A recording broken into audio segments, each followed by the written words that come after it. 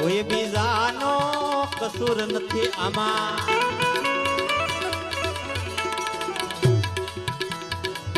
તારા કર્મ તને કનડે છે.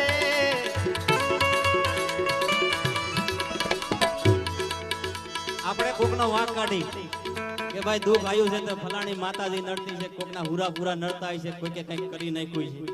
કોઈનો કાંક વાંક નથી હો ભાઈ, ભોગવે એની ભૂલ. સમજી લેવા જેવી વાત છે. જેવું કરો એવું ભરો. એક બાજરીનો દાણો વાવો એટલે આપણું ડુંડું લણવું પડે. તમારે જ લણવું પડે, તમારા જ ખેતરમાં વવાય.